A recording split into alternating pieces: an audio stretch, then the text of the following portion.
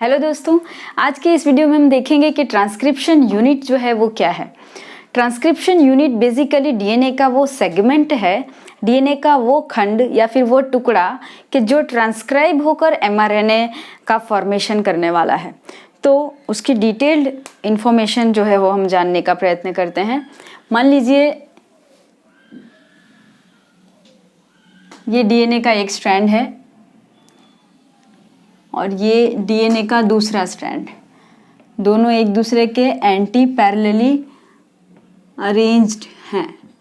Okay, अब DNA की ये जो श्रृंखला है उस पर लेट्स से ये जो जोन है इसे हम कहेंगे जीन।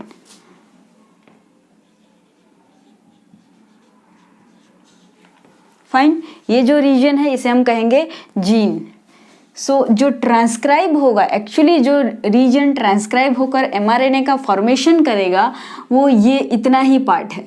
फाइन, इसके लेफ्ट साइड और इसके राइट साइड वाला पार्ट जो है वो एमआरएनए फॉर्मेशन में, एमआरएनए की श्रृंखला में जो है वो नहीं होगा। ओके, तो यहाँ से हम न्यूक्लियोटाइड को for example +1 +2 +3 and so on ऐसे कंसीडर करेंगे।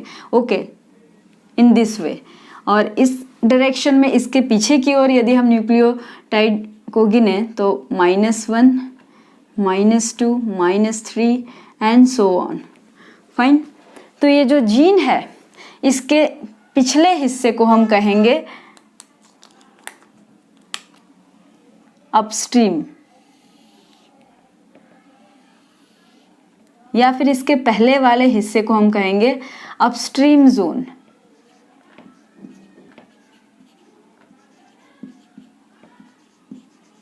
और जीन के बाद वाले रीजन को हम कहेंगे डाउनस्ट्रीम रीजन।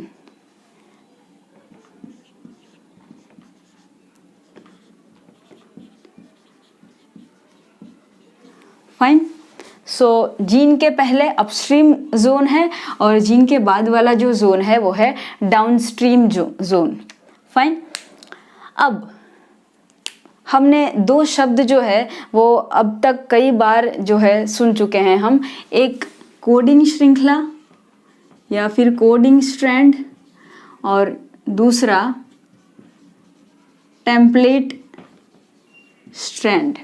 अब यहाँ पर एक इम्पॉर्टेंट कॉन्सेप्ट जो है वो हमें समझना बहुत ज़रूरी हो जाता है कि ये जो डीएनए के दोनों स्ट्रैंड हैं इन्हें कोडिंग और टेम्पलेट किस बिना पर ये नाम दिया गया है, कैसे ये पता लगाया जाए कि दोनों डीएनए के स्ट्रैंड में से कौन सा स्ट्रैंड कोडिंग स्ट्रैंड होगा और कौन सा स्ट्रैंड टेम्पलेट स्ट्रैंड होगा।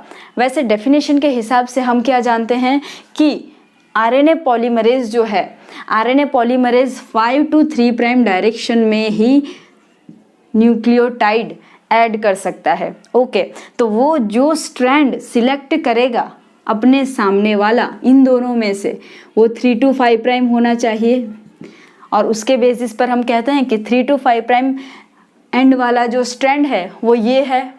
ठीक है, नीचे वाला स्ट्रैंड जिसे हमने टेम्पलेट स्ट्रैंड रखा है दैट इज ट्रू।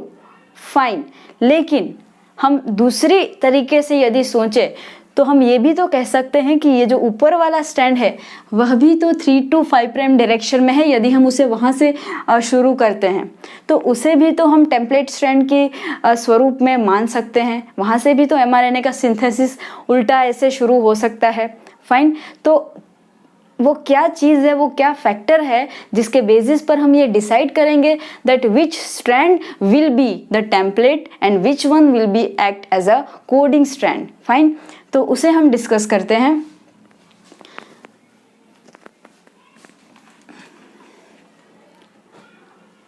अब हमें एक चीज़ देखनी है कि जीन के अपस्ट्रीम भाग में, अपस्ट्रीम हिस्सा जो है जीन का, वहाँ पर कुछ ऐसे सीक्वेंस, कुछ ऐसे सेगमेंट प्रेजेंट होते हैं जो कि स्पेशल फीचर हैं उस जोन के। ये -1 -2 और -3 ऐसे करते करते हम -10 तक जब आएंगे तब यहाँ पर हमें एक ख़ास हिस्सा देखने को मिलेगा जिसे हम टाटा बॉक्स के नाम से जानते हैं। यहाँ पर जो सीक्वेंस होगा वो होगा TAT। फाइन, इसे हम कहते हैं टाटा बॉक्स।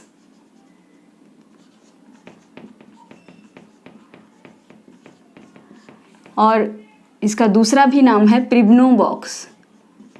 प्रिब्नो बॉक्स, डेविड प्रिब्नो नामक साइंटिस्ट ने इसे डिस्कवर किया था, इसीलिए इसे प्रिब्नो बॉक्स के नाम से भी जाना जाता है। और फिर हम इसके आगे चलते जाएं तो ये जो टाटा बॉक्स वाला जो जोन है वो -10 न्यूक्लियोटाइड तक हम जब आगे बढ़ेंगे वहाँ पर हमें प्रेजेंट दिखेगा।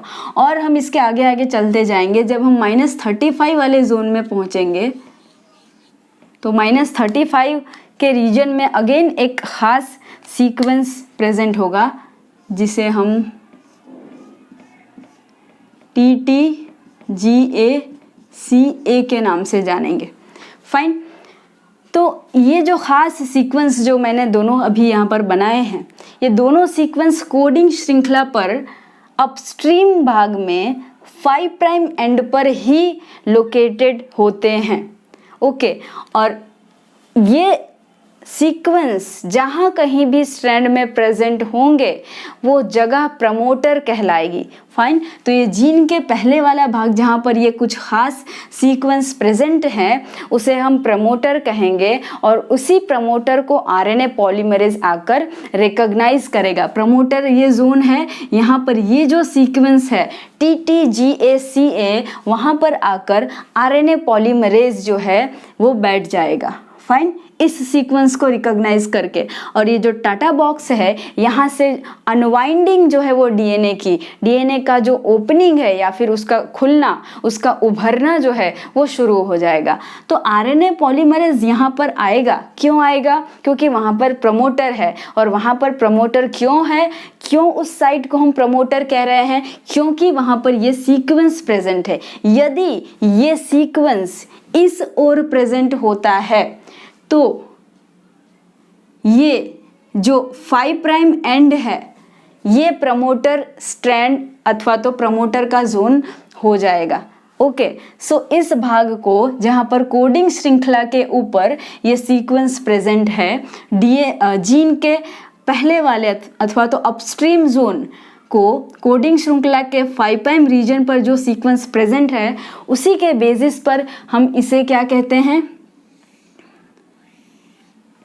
Promoter site.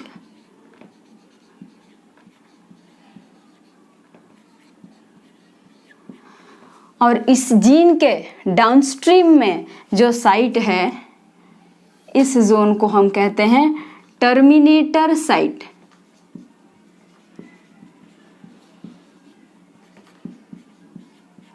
फाइन, प्रमोटर जहां पर भी होगा, प्रमोटर की लोकेशन ये डिसाइड करेगी कि दोनों स्ट्रैंड में से कौन सा स्ट्रैंड कोडिंग है और कौन सा स्ट्रैंड टेम्पलेट है। फॉर एग्जाम्पल अभी मान लीजिए यहाँ पर मैंने इसी स्ट्रैंड को बनाया है,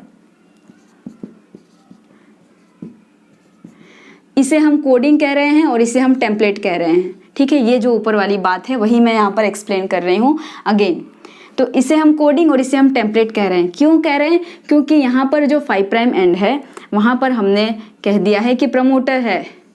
ओके, प्रमोटर यदि यहाँ पर है तो जिस प्रमोटर यहाँ पर है मीन्स ये जो 5 प्राइम एंड है उसके कोडिंग साइट अथवा तो कोडिंग श्रृंखला पर ही वो सीक्वेंस होता है, जिसकी वजह से इसे हम प्रमोटर कह रहे हैं। फाइन, प्रमोटर इसे हम क्यों कह रहे हैं? क्योंकि ये जो कोडिंग श्रृंखला है इस पर ही 5 प्राइम एंड पर कुछ खास सीक्वेंस होते हैं जिसके बिना पर हम इस जोन को प्रमोटर जोन से घोषित करते हैं। फाइन, और यदि यहाँ पर प्रमोटर इस तरह बना दिया गया है मीन्स हमें समझना है कि ये जो 5 प्राइम एंड है वो किसका एंड होगा? वो कोडिंग श्रृंखला का एंड होगा।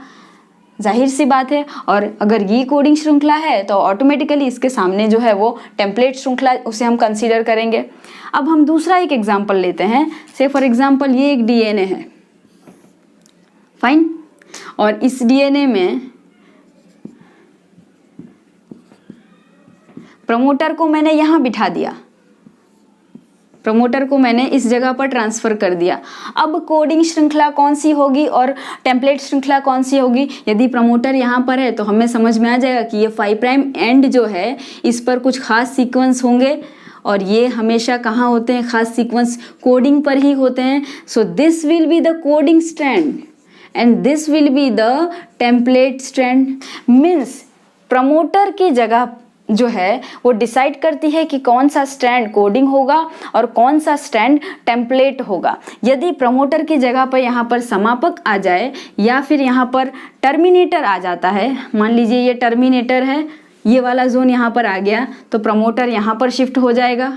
और प्रमोटर यहाँ पर यदि शिफ्ट हो जाता है मीन्स ये हुआ इसका 5 प्राइम एंड, मीन्स ये कोडिंग श्रृंखला हो जाएगी, जो पहले टेम्पलेट थी ये कोडिंग हो जाएगी और ये हो जाएगी टेम्पलेट श्रृंखला। मीन्स समापक और प्रमोटर को यदि आप एक्सचेंज कर दोगे, उनकी जगह यदि आप बदल दोगे, तो कोडिंग श्रृंखला और टेम्पलेट श्रृंखला जो है उनका भी स्थान जो है वो बदल जाएगा। तो इसी बेसिस पर हम डिसाइड करते हैं कि कोडिंग स्ट्रैंड कौन सा होगा और टेम्पलेट स्ट्रैंड कौन सा होगा। इस सीक्वेंस में इस साइट को हमने कहा है प्रमोटर साइट, और यहाँ पर 5 प्राइम एंड है, मीन्स ये 5 प्राइम वाला कोडिंग हो गया ऑटोमेटिकली, और इसके अपोजिट वाला जो हो गया वो टेम्पलेट स्ट्रैंड की तरह हम उसे कंसीडर करेंगे। और इसका नॉलेज होना बहुत ज़रूरी है, ठीक है। तो हमने 3 पार्ट्स देखे ट्रांसक्रिप्शन यूनिट के अंदर, जिसमें हमने देखा ये जीन मीन्स स्ट्रक्चरल जीन, जो कि एक्चुअल mRNA हमारा यहाँ से फॉर्म होगा, फाइन, इस न्यूक्लियोटाइड से इस न्यूक्लियोटाइड तक। इसके अपस्ट्रीम में प्रमोटर हमें दिखेगा और इसी जीन के डाउनस्ट्रीम में हमें टर्मिनेटर दिखाई देगा। और हमने देखा कि कोडिंग और टेम्पलेट श्रृंखला जो है उसका स्थान कैसे जो है वो फिक्स किया जाता है। प्रमोटर को यदि आप चेंज कर दे समापक से, तो कोडिंग और टेम्पलेट श्रृंखला जो है उनका स्थान ऑटोमेटिकली जो है वो बदल जाता है। तो आज के वीडियो में हमने ट्रांसक्रिप्शन यूनिट की और उसके ऊपर आए डिफरेंट पार्ट्स की जानकारी प्राप्त की। नेक्स्ट वीडियो में हम ट्रांसक्रिप्शन के 3 हिस्से, ट्रांसक्रिप्शन की शुरुआत, फिर उसका प्रलंबन होना और फिर उसका टर्मिनेशन होना या फिर उसका समापन होना, ये तीनों प्रोसेस को इन डिटेल जो है हम समझेंगे। Thank you.